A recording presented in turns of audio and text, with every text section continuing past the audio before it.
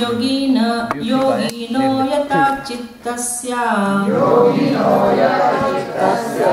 युञ्जन्तो योगमात्मनः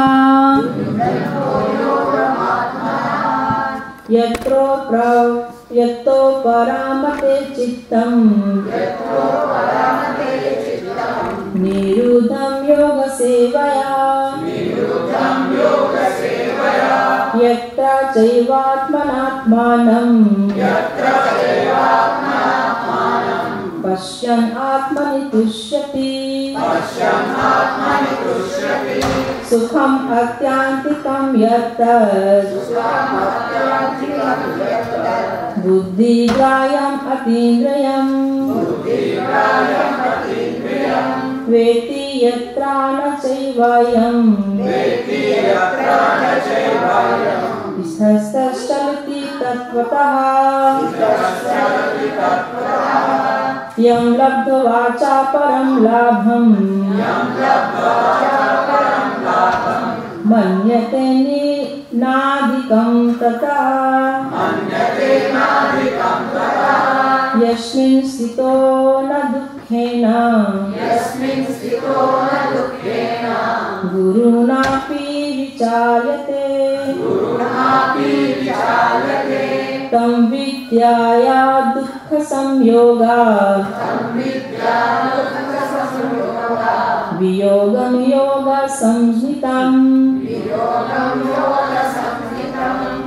सानिश्चयेन युक्तव्यो योगो निर्विण्णचेतसा संकल्पा प्रभवान् कामांस्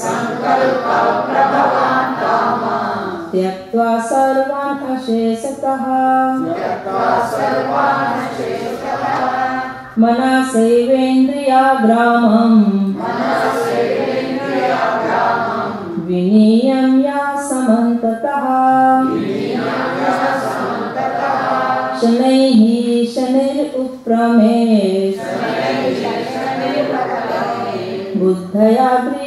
गृहीतया आत्मा संस्थं मनः कृत्वा न किञ्चित् अविचिन्तयेत् यतो यतो निश्चलति मानसञ्चलम् अस्थिरम्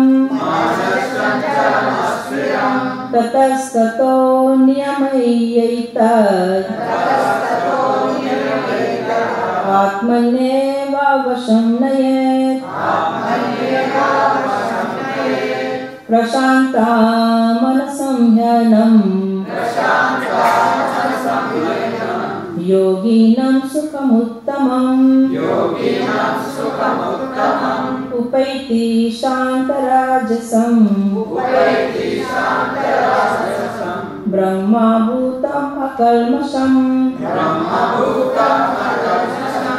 युञ्जन् एवं सदात्मानम् योगी विगता कल्मषः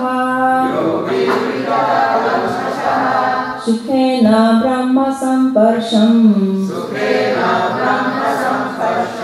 अत्यन्तं सुखमश्नुते सर्वभूतस्थम् आत्मानं सर्वभूतानि चात्मनि ईक्षते योगयुक्तात्मा सर्वत्र समदर्शनः यो मां पश्यति सर्वत्र